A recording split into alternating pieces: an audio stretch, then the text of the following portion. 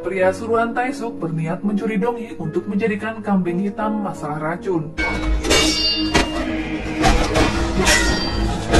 Beruntungnya, saat itu Dongyi bertemu dengan raja yang hendak menemui polisi Seo di kantornya. Pengawal raja menganggap keempat pria ini adalah preman jalanan, sehingga menyerahkannya ke kantor polisi. 이자들은 어찌 올까요? 괜찮느냐? Raja mencemaskan Dongyi yang saat itu masih keluyuran lewat tengah malam. Dongyi mengatakan jika ia pergi untuk menemui detektif. Namun Dongyi kecewa lantaran seorang petugas mengatakan jika detektif tak mengenalinya. Raja beralasan jika detektif di sana lebih dari satu orang. 한성부의 판관이 둘이다. 그 중에 하나야. 아, 그렇습니까? Dongyi lega karena ternyata detektif tak melupakannya. 근데 군간 나으리께서 나리가 소인을 모른다 하셨다.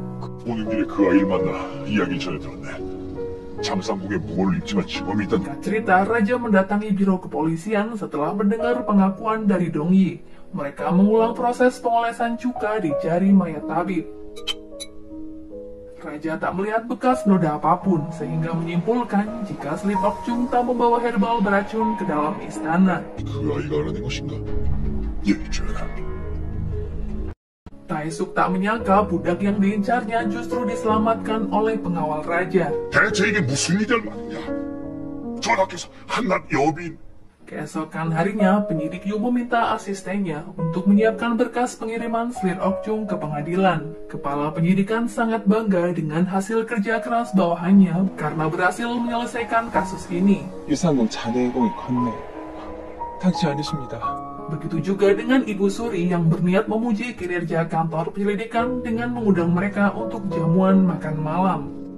Setelah melakukan pengecekan di toko herbal, ternyata kedua penyidik wanita itu tak menemukan pemasok Pinelia di balai pengobatan tabib. Ia meminta penyidik Yu untuk memeriksa kembali kasus selir. 반화를 들은 흔적이 없었습니다. 뭐?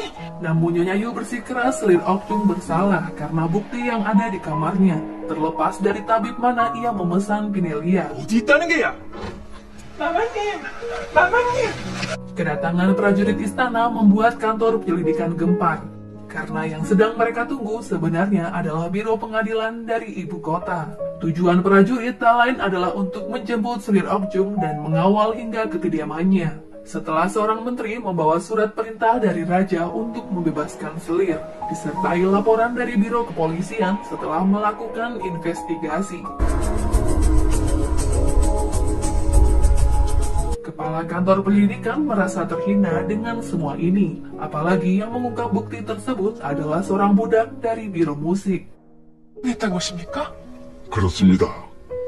Selir menyambut kebebasannya dengan sukacita. Ia salut dengan kemampuan Dongyi bisa mengungkap kasus racun dengan segala keterbatasan. Ini menjadi tamparan keras bagi kepala penyidik dan Nyonya Yu, yang dianggap tak becus dalam bekerja. 무슨 상관이겠습니까? 부를 조금 걱정해도 되지 않겠는가? Nyonya Yu justru membenci Dongyi karena ia merasa dipermalukan. Begitu juga dengan penyidik lainnya yang menganggap tindakan Dongyi menjatuhkan reputasi kantor penyelidikan. Tapi Nyonya Bong tampaknya menyikapinya dengan lebih bijaksana jika mereka harus banyak belajar dari Dongyi. 대한 변명일 뿐이다. 정상공의 무고를 밝혀냈단 말이냐? 예, 그렇다. Inspektur Ohyeon mencari tahu tentang budak yang membantu Slip Okjung terbebas dari tuduhan. Ketulusan dan kecerdasan Dongyi semakin membuat Slip Okjung terkesan. 같다. 당치 않으십니다, 마마님. Sehingga kini ia bisa duduk dengan aman dan nyaman di kediamannya. Selir berujar jika Dongyi adalah wanita berharga dan istimewa, walau ia berasal dari kasta rendah. Raja mengkritik sistem pemerintahan yang saat ini kacau, apalagi sampai menyeret Slip Okjung dalam masalah politik, dengan tuduhan yang mengarah kepadanya secara terus-menerus, dan mempertaruhkan nyawa Ratu In-hyun. 이 모든 것이 채 한 달도 되기 전에 벌어진 일이란 것이오. Raja geram karena pelakunya justru menghilang dan bersembunyi di balik kekuasaan. Raja memerintahkan untuk mencari dalang di balik semua ini.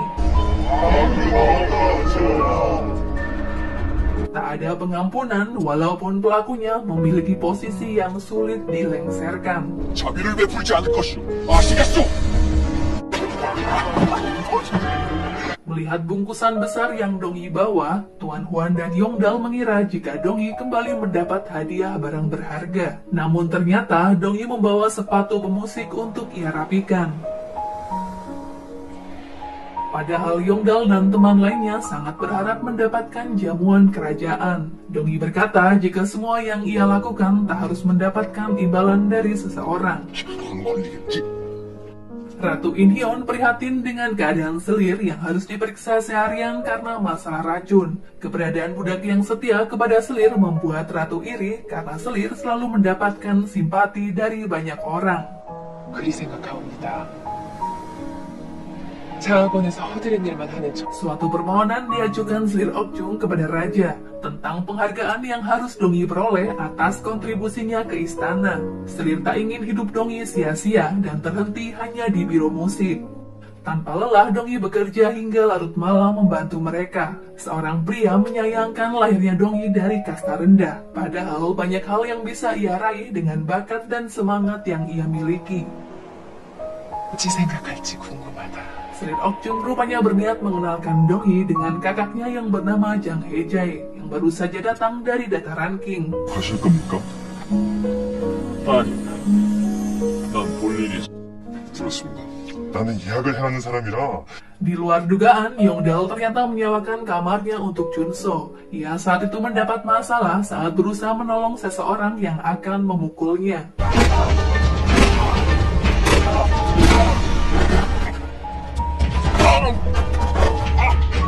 Melihat kemampuan bela diri Chunso yang hebat membuat Yongdal terperangah. Mereka tak menyangka karena justru melindungi pria yang telah berselingkuh dengan istri orang. 이야, 자 정말 끝내주는구만. 신경 쓰지 마십시오, 숙부님. 그러니 Kedatangan Hejae sudah terdengar di telinga Taesuk dan keluarganya. Apalagi setelah mengetahui ia sempat membuat onar dan menggunakan uangnya dalam menyelesaikan masalah. 그걸 지금 변명이라고 하는 게냐 너? 아이 그 변명이 아니라 사실. Ibu Selir tak habis pikir dengan sikap Hejae yang selalu membuat masalah di saat ia juga kedatangan Dongi yang dikirim Selir Okjung untuk suatu keperluan. 나으리 왜 이러십니까?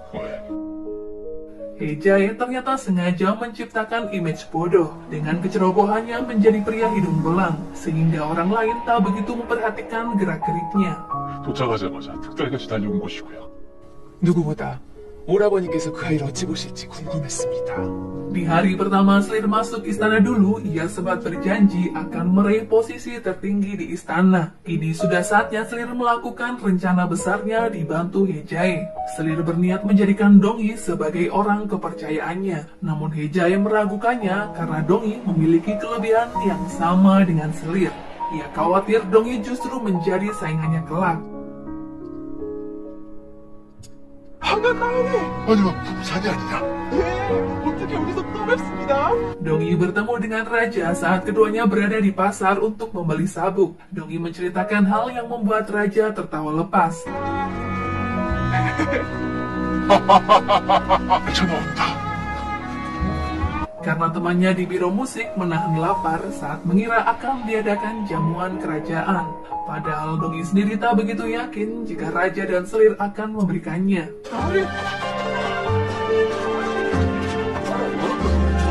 Dongi diberi hadiah memilih perhiasan yang ia sukai. Walaupun Dongi terus menolaknya, namun pria yang dianggapnya detektif justru memberikan hiasan parfum dan jepit rambut dengan harga mahal. Dari kejauhan, Yongdal dan Tuan Huan melihat Dongi bersama pria yang baru dilihatnya. Dirasa mencurigakan, keduanya membuntuti Dongi, namun hal itu justru menarik perhatian pengawal kerajaan. Melihat temannya disakiti, Dongi memohon untuk melepaskannya. Mereka berempat kini semakin dekat. Karena adanya aturan istana yang tak boleh menatap raja, membuat Tuan Huan dan Yongdal tak mengenali jika mereka sedang duduk semeja bersama Raja Joseon. 황현 나으리께서는 특별히 허약한 체질이시라니까요. 주십시오, 소행이 되신 말씀. 쭉 들이키십시오. 남기면 벌 주 있습니다. 나으리! Raja pun bersikap rendah hati berbaur bersama bawahannya di tempat umum. Tuan Huan saat itu memuji ketampanan detektif yang sangat mirip dengan raja. 그러시구나. 어떠냐? 눈썹이 참 핏대가 뽀얀 게. 역시. Saat di istana dulu, sekilas ia melihat raja yang memiliki wajah bercahaya dan penuh karismatik. 어때? 뭐 무슨 껍데기? 돼지요. 꿀꿀 그 돼지. 이거 아주 맛있구나. 이게 나리 입맛에 맞으십니까? 그래. 성실히.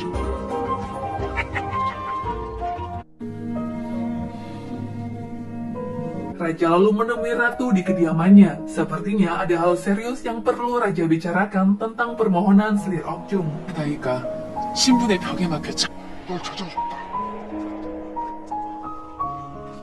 Nasib baik ini menghampiri Dongyi karena raja memutuskan untuk membebaskan Dongyi dari budak dan memberikan posisi yang baru sebagai wanita penyidik di biro penyelidikan istana. 여비 찬과 동의는 내 수사의 명을 받들라.